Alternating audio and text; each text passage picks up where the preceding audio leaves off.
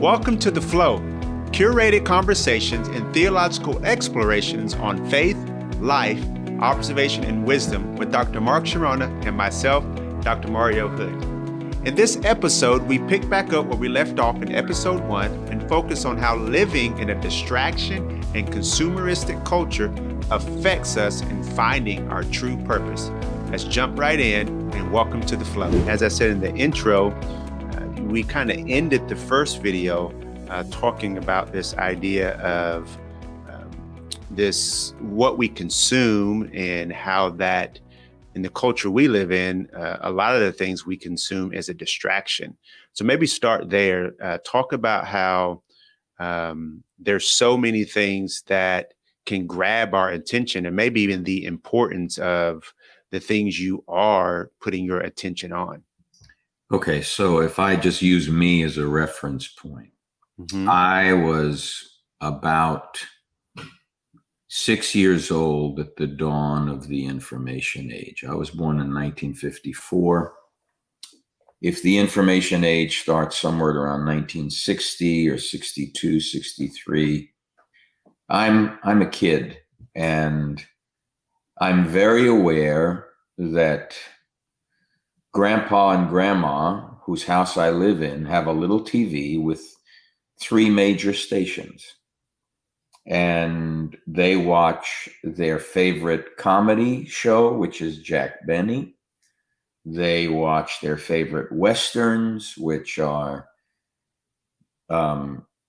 Maverick and Bat Masterson and Wagon Train, and I get to watch Bugs Bunny, and they watch the news on ABC, CBS, and NBC. And then there was PBS, was that one channel on Channel 13 that was a UHF channel that didn't quite have the same, and you went on there if you wanted to learn something, which I never wanted to go on there because we had to watch it at school. But we fast forward to 2023, and I'm exposed to more information. You're exposed to more information in a day than my grandparents were in a year. Yeah. And so the technological advancements that are the result of the digital age have produced what I call an age of rapid, accelerated, unprecedented change. Mm-hmm. And now we've got smartphones and social media. And so we've got at hand anything, anytime, any day that can be for us, whether we realize it or not, information overload and create a psychological fear. FOMO is the popular alliteration of it, fear of missing out. Yes. So FOMO, right? FOMO. I had to learn that one because I'm not part of the generation that made that one up, so I had to learn it. But and because I can, because I can go on my iPhone and I can get Starbucks on my iPhone, I live in a day of instant gratification. If I was 9 years old and my father wanted a cup of coffee, my mom had to get the coffee grinder and grind up the coffee beans. And it took a while to enjoy a cup. Now, instant gratification. And we're overstimulated. Our kids, there are more kids that are ADD and ADHD than there ever were in the former generation. So there's 1,001 ways in which our whole lives are immersed in a culture of distraction. When I was, again, a young kid, there was a play on Broadway called Stop the World, I Want to Get Off. And it was a commentary on a young guy that was going through a lot of changes. But the title is appropriate because you can feel like, hey man, this thing is spinning 17,000 miles an hour. And I just want to get off the ride. It's way too fast for me. Yeah. So how do we do that? Yeah, that's a great question. And I think it's probably one of the most important questions we can ask ourselves for ourselves personally, and especially, for the younger generation, because obviously I'm not as mature. I'm not going to say old, even though I don't mean it in a bad way, but not as mature as you are. But I remember when we first got, the internet and AOL and dial up, and Dial-up. That took forever. took forever. And now, like you said, I haven't fact checked this, but I've seen it on the web where we have more power and computing power in our iPhone than they had when they sent the first person to the moon. Oh, absolutely. Yeah. I mean, the equivalent of what happened in the Apollo 11 mission with what would be a computer that could light up a light bulb. I mean, and what they did was a miracle, even to get them back into the atmosphere. So Right. yeah, it's amazing. Nothing short of a miracle got them home. Right. And that just speaks to, again, we kind of mentioned this in the first episode. So if you didn't see that, please go back and watch that. Just the collective wisdom of a community. And one of the things I wrote down as you were talking is that this instant gratification life that we live in, or culture that we live in, is causing us to miss the intimate. And it's in that slowing down and the waiting that you had to do, or that, dad had to do when mom was making the cup of coffee, I'm sure provided space for some type of conversations. Maybe they weren't all life-giving conversations, but it provided time, it provided space for you to have conversations, or other people, family members, have conversations in the waiting. And maybe talk about, because again, in the life we live in, if we can't find the answer now, if we can't get it now, then we don't think it's worth it now, or we don't put a value on it. Maybe talk about the importance, as we're looking for, trying to formulate or walk out our purpose, like the importance that waiting plays in that process. Well, here's interesting memory just came up when you say, and this has already got to be at least a 15-year-old memory, because we've had smartphones now since the new millennium. And honestly, I still think they're dumber than they ever were before. Why they call them smartphones? The spell check doesn't know how to spell. The voice transcription doesn't work all the time. And the service. I mean, like, I remember my Radio Shack phone got better service than I get. I don't want to say what service provider I have, but I mean, anyway, it was a Sunday. It was right after church, and we took the family out to eat, and we went to Cheesecake Factory. And we had a large crowd, so we needed a large table, and there was a section in the Cheesecake Factory for large tables. And next to the table where we were getting ready to sit was a bunch of teenagers, maybe 12 of them, 6 on each side. And they've all got their heads buried. Now they're not eating. They've got under their, you can see their fingers are moving under the table, and you realize they've got cell phones, and they're doing this, And I got close enough to observe, and they were texting one another. Wow. Sitting right here, texting one another. Yeah. With their heads down. And it just floored me to realize how distracted we have become.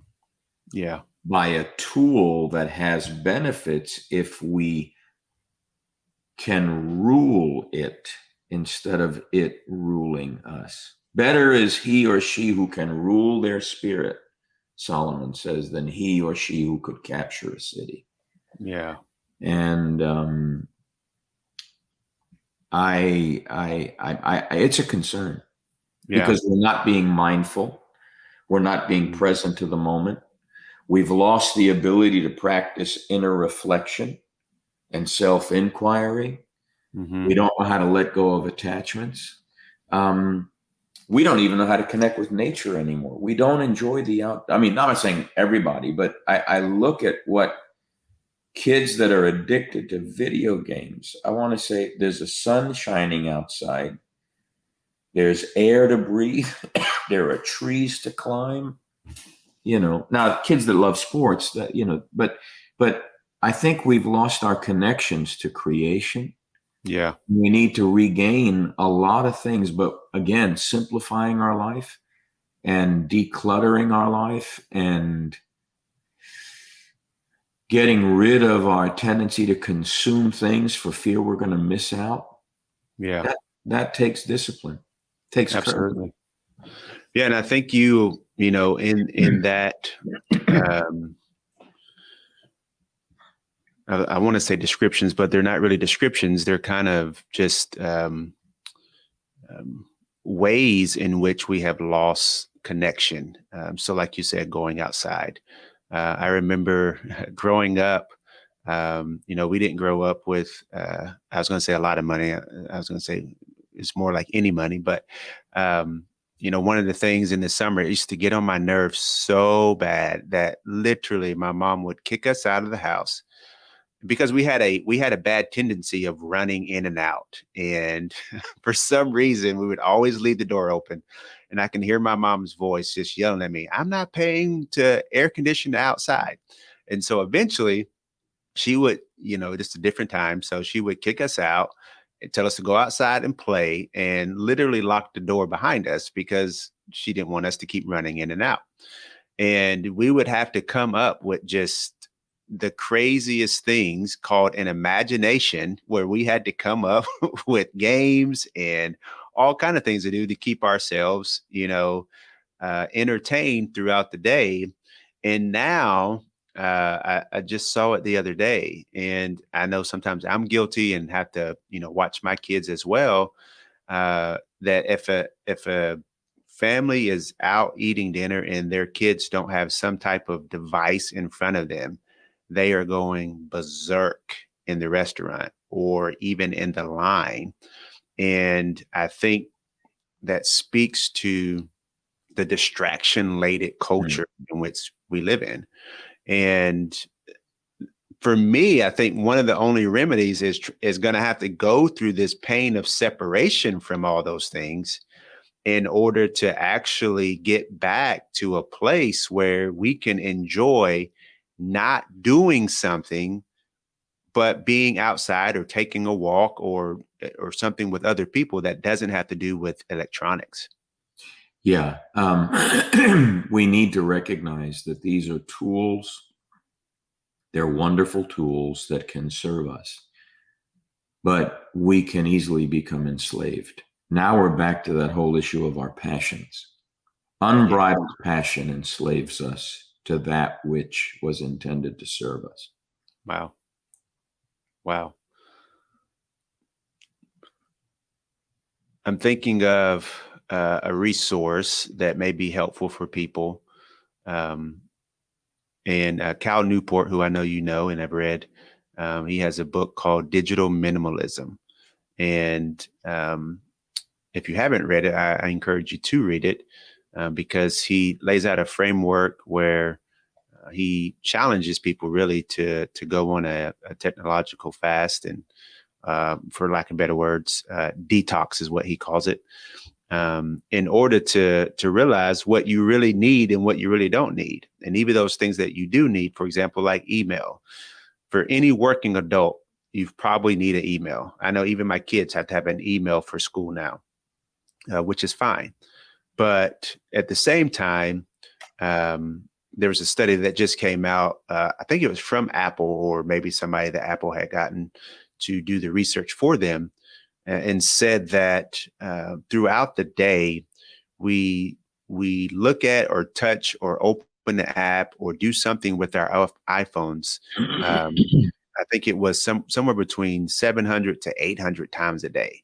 I believe it. And it's just, and the time that it takes to do that, if you're not really paying attention, may not seem like a lot, but when you add it all up, those are hours of your life that you're spent doing something on your phone that probably you could spend doing something else. And one of those things, as the theme of these videos, is trying to understand whatever age group you may be in at life, what your purpose looks like at that time. And what I'm hearing you say and what we're talking about is one of the ways that you discover that is by being mindful of what you're not mindful of in that moment. And so, as we wrap up this episode, maybe talk about because I know that some Christians particularly may hear their word mindful and get kind of scared or weary of that. Can you talk about what that is from a Christian understanding and the role that plays as we try to walk out this discovering? Well, the term, we have this misunderstanding that mindfulness is a Buddhist term. Now, the Buddhists do use it, but it's not exclusively Buddhist. And in actual fact, long before Buddha was Buddha, AD 700 something, mindfulness was something that the ancient Hebrews practiced. And most cultures, most civilizations understand that there is a practice, a therapeutic way of approaching life that invites us to be mindful. Think of mindful in terms of what you're conscious of. The fact is, when we are addicted, let's say, to social media, how conscious are we? How mindful are we? Because I'm enslaved. If, again, my unbridled passion enslaves me. So I'm now actually in some sort of a hypnotic trance, whether I realize it or not. I'm using that term purposely because I'm induced into a state where I don't want, look, I can watch when my grandkids play video games. You can talk to them, but they are oblivious. Right. Because they're totally immersed in what they're doing. Now, that can be effective if you're operating at a creative level in what psychology, positive psychology, the work of Mihai Csikszentmihalyi calls the state of flow or the flow state. Right. But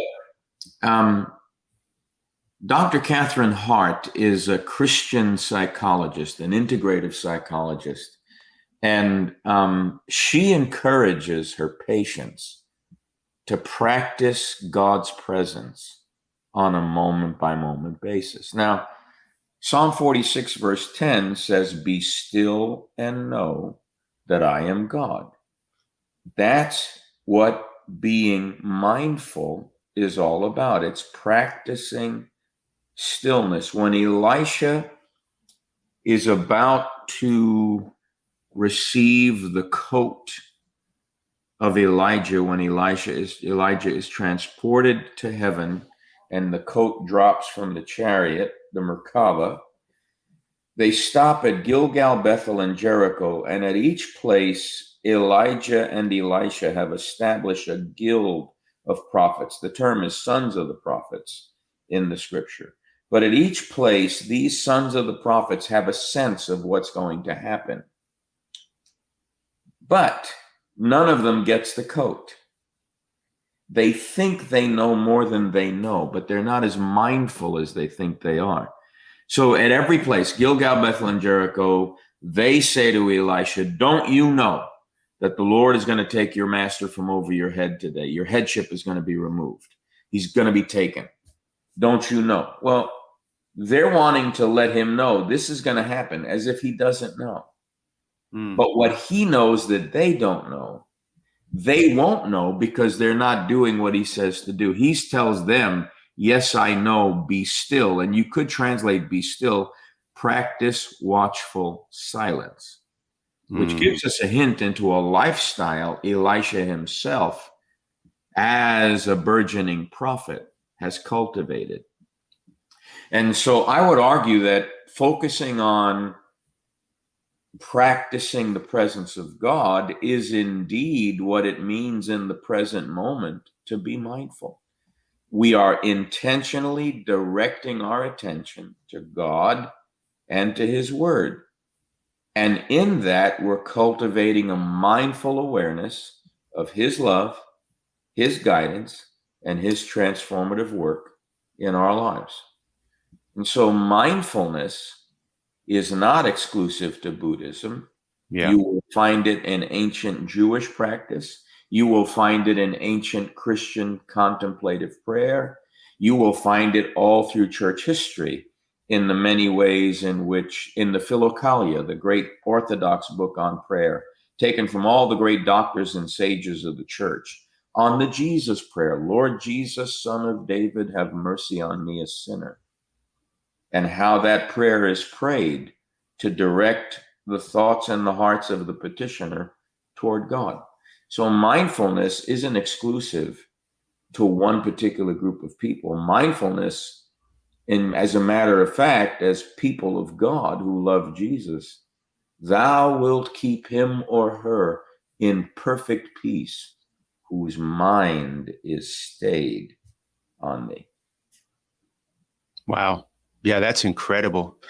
Never thought about that way, which again is one of the great things about having somebody in your life that's a lot wiser than you. And so I really love that. I think that's a great place to end for this episode. Please share your comments with us, like, subscribe to the channel as well, to the series, and we'll pick up in the next video, maybe talking about, as you mentioned, they went to 3 different places, just making sure that in every season of transition that we're being mindful of what our purpose looks like in those seasons. So thank you again for joining us here on The Flow. We'll see you in the next one.